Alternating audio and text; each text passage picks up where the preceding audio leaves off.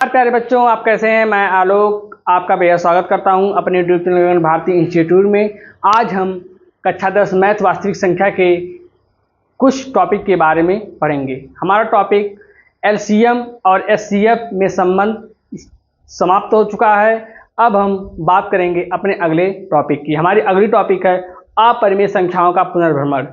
सबसे पहले हम देखेंगे हमारी अपरिमेय संख्याओं का पुनर्भ्रमण है क्या, उसमें हमें पढ़ना क्या क्या है। अपरिमेय संख्या के पुनर्भ्रमण में हमें पढ़ना है अपरिमेय संख्या क्या होती है, परिमेय संख्या क्या होती है। परिमेय संख्या तो आप सब लोग जानते हैं कि वह संख्या जिसे p/q के रूप में लिख दी जाए वह परिमेय संख्या कहलाती है, जैसे 3/4, 5/9। परिमेय संख्या का एक शर्त है कि q 0 नहीं होना चाहिए। q 0 नहीं होना चाहिए, इसका मतलब है कि हर कभी भी 0 नहीं होना चाहिए। ये परिमेय संख्याओं का क्या है, एक शर्त है। और अपरिमेय संख्या वह संख्या जिसे p/q के रूप में नहीं लिखा जा सकता वह अपरिमेय संख्या कहलाती है। इसके बाद हमारी अगली टॉपिक है परिमेय। हमें इस अपरिमेय संख्याओं के पुनर्भ्रमण में दो परिमेय पढ़ना है। नंबर 1 परिमेय हमारे पास सामने लिखा है और एक परिमेय हमें और पढ़ना है। देखते हैं हमारा परिमेय है, मान लीजिए कि p एक अभाज्य संख्या है। यदि p a² को विभाजित करता है तो p a को विभाजित करेगा, जहां a एक धनात्मक पूर्णांक है। तो यह बहुत ही आसान परिमेय है, इसको केवल हमें दिमाग में रख लेना है। बैठ इस तरह करना है कि हमें केवल याद होना चाहिए कि यह परिमेय क्या बताती है। चलिए देखते हैं। हमारे पास परिमेय है कि मान लीजिए कि p एक अभाज्य संख्या है। यदि p a² को विभाजित करता है तो p a को भी विभाजित करेगा, जहां a एक धनात्मक पूर्णांक है। तो हमारे पास मान लीजिए इसको हम उदाहरण के द्वारा प्रूव करेंगे। किसके द्वारा प्रूव करेंगे, एक कुछ उदाहरणों के द्वारा। मान लीजिए हमारे पास एक परिमेय संख्या है। मान लीजिए हम एक अभाज्य संख्या ले लिए 3, एक हम अभाज्य संख्या ले लिए 3 और एक हम संख्या ले लिए मान लीजिए 36। एक संख्या ले लिए 36। 36 किसका वर्ग है, 6 का वर्ग है। 6 का वर्ग 36 है। यदि 36 3 से विभाजित है, यदि 36 3 से विभाजित है तो 6 भी 3 से विभाजित होगा। ये परिमेय यही बता रही है।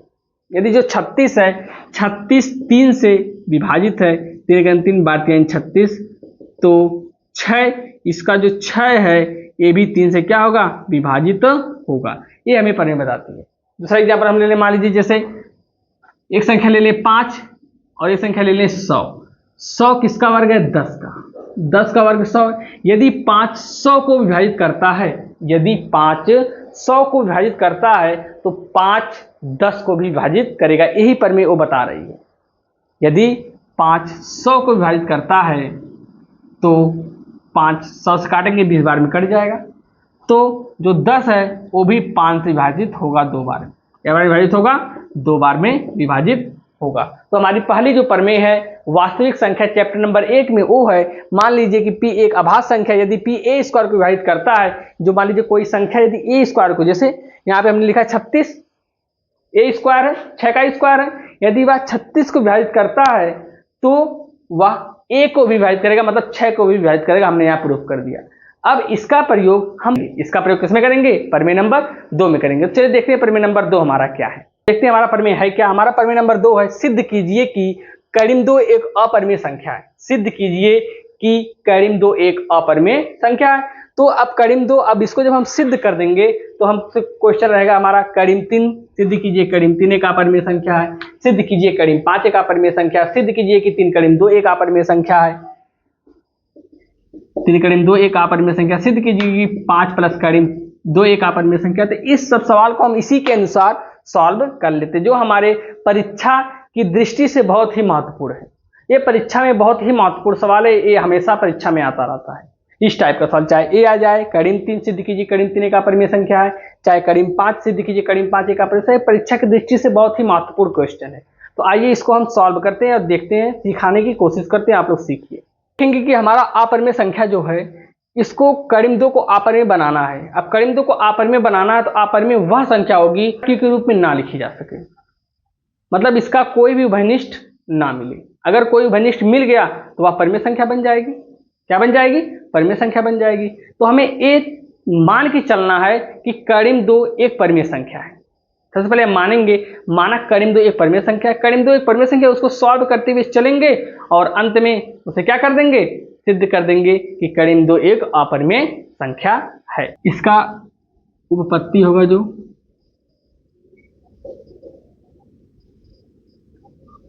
माना करीम 2 एक परिमेय संख्या है, एक परिमेय संख्या है। माना करीम 2 एक परिमेय संख्या है, तो इसको हम एक परिमेय संख्या के रूप में लिख लेंगे। तो वह संख्या हमारी होगी करीम 2 बराबर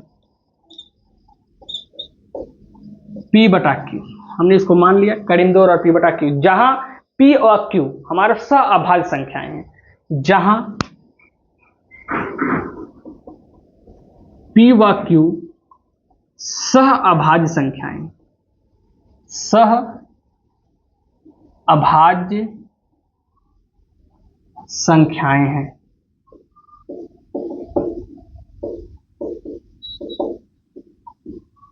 सहअभाज्य संख्याएं। अब इस सहअभाज्य क्या होता है, वह दो संख्या जिसका उभयनिष्ठ गुणनखंड 1 हो, वह दो संख्या जिसका उभयनिष्ठ गुणनखंड 1 हो सहअभाज्य संख्या कहलाती है। इसका जो उभयनिष्ठ गुणनखंड होगा, उभयनिष्ठ गुणनखंड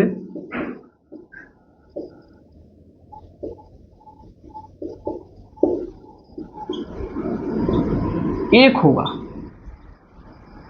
वही संख्या सहअभाज्य संख्या कहलाएगी, वही संख्या सहअभाज्य संख्या कहलाएगी। तो P बटा Q में केवल इसका उभयनिष्ठ गुणनखंड 1 है, इसलिए यह क्या है, सहअभाज्य संख्या है।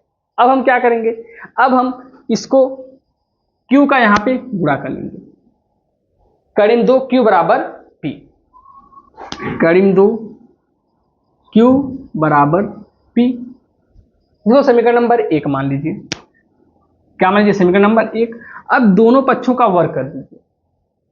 क्या करिए, दोनों पक्षों का वर्ग कर दीजिए। दोनों पक्षों का जब वर्ग करेंगे, दोनों पक्षों का वर्ग करने पर,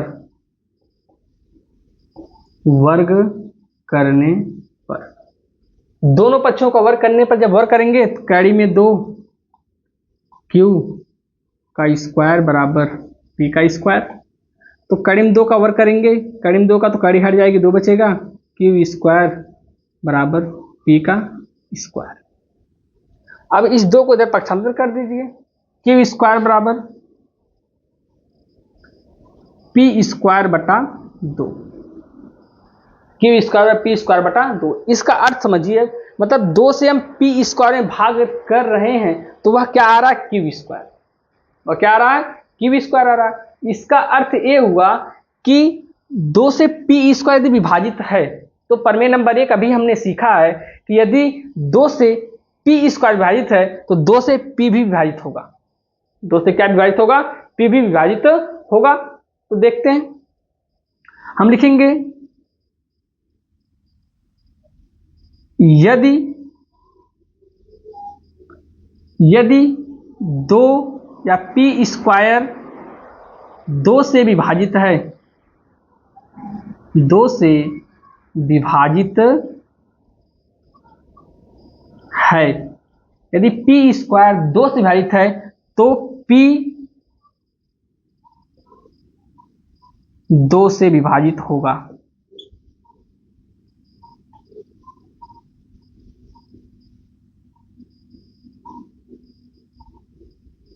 दो से विभाजित होगा। यदि P 2 से विभाजित है, इसका मतलब यदि 2 से उसे विभाजित करेंगे वहां पे कुछ पूर्णांक आएगा। क्या आएगा, कुछ पूर्णांक आएगा। तो हम लिख सकते हैं P बटा 2 बराबर m, P बटा 2 बराबर m।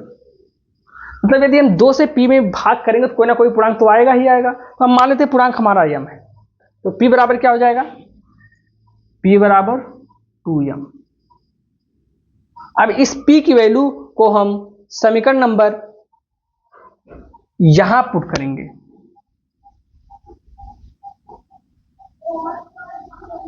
2 में रखने पर, इसको मैंने समीकरण नंबर 2 बना दिया, बराबर 2m समीकरण 2 में रखने पर, समीकरण नंबर 2 में रखने पर जब रखेंगे यहां पे हम, तो 2q² बराबर 2m, p के स्थान पे हमने रख दिया 2m और p का स्क्वायर, इसका भी स्क्वायर हो जाएगा, तो हो क्या जाएगा 2q² बराबर 2 दूनी 4m²। अब इस 2 से इस 4 को विभाजित कर देंगे या काट देंगे, लेंगे 2 1 2, 2 दूनी 4, तो बचेगा क्या हमारे पास, बच जाएगा q² बराबर 2m², 2m², तो हम इसको लिख सकते हैं m² बराबर q² बटा 2 को इधर परेशान करेंगे तो इधर गुणा का रूप है, इधर आएगा तो भाग का रूप बन जाएगा, 2 लग जाएगा, q² बटा 2। अब यदि q² 2 से विभाजित है तो प्रमेय नंबर 1 से q भी 2 से विभाजित होगा। यदि q² 2 से विभाजित है तो प्रमेय नंबर 1 से, जैसे यहां पे लगा है हमारा प्रमेय, यदि p² 2 से विभाजित है तो p भी 2 से विभाजित होगा, कोई ना कोई पूर्णांक आएगा। यदि q² 2 से विभाजित है तो q भी 2 से क्या होगा, विभाजित होगा। लिखेंगे यदि q² 2 से विभाजित है, यदि q² 2 से विभाजित है तो q 2 से विभाजित होगा, 2 से विभाजित होगा। प्रमेय नंबर 1 से विभाजित हो जाएगा। यदि q 2 से विभाजित होगा तो कोई ना कोई पूर्णांक तो देगा ना, तो हम मान लीजिए q बटा 2 बराबर n, q बटा 2 बराबर n, कोई पूर्णांक हमारे पास आ जाएगा भाग देने पर। जब ये n हो गया तो 2 को इधर पक्षांतर कर देंगे तो q बराबर 2n हो जाएगा, q बराबर 2n, q बराबर 2n हो गया। अब जो हमारे पास p बराबर 2m आया और q बराबर 2n आया, तो हम इसको एक साथ लिखेंगे और देखेंगे क्या ये दोनों सह अभाज्य संख्या हैं। लिखेंगे हम p बराबर 2m, q बराबर 2n, तो दोनों में उभयनिष्ठ गुणनखंड 2 मिल रहा है, दोनों में उभयनिष्ठ गुणनखंड 2 मिल रहा है। जब ये उभयनिष्ठ गुणनखंड 2 मिला तो ये सह अभाज्य संख्याएं नहीं है, सह,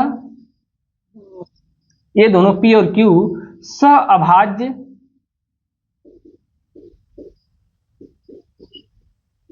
संख्या नहीं होंगी।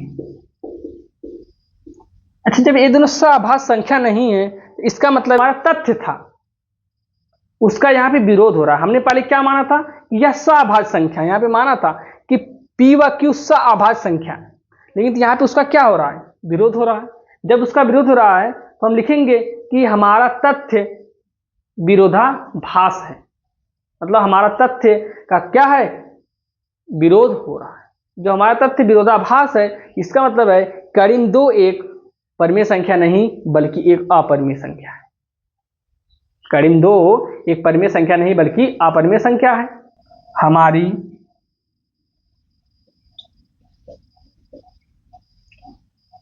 पूर्व कल्पना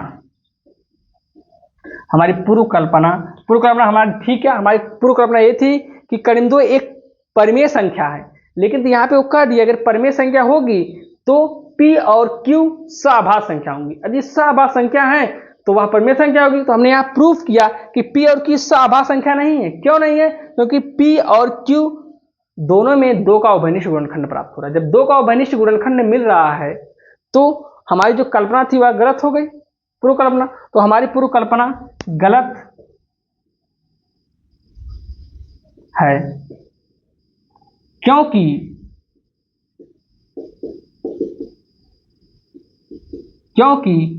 P व Q, जहां पे हमने माना था P व Q सह संख्या, P व Q सह आभास संख्याएं नहीं है। P व Q सह अभाज्य संख्या नहीं है। जब P व Q सह आभाज्य संख्या नहीं है अतः हम कह सकते हैं कि कड़ी में 2 हमारा एक अपरिमेय संख्या होगी। अतः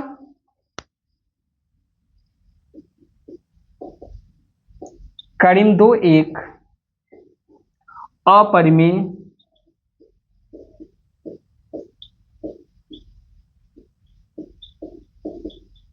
संख्या है। इति सिद्धम, इति सिद्धम। यही हमें सिद्ध करना था कि कड़ी 2 एक अपरिमेय संख्या है। एक बार इसे और देख लेते हैं कैसे हमने किया। हमने माना, सबसे पहले माना कड़ी 2 एक परिमेय संख्या है।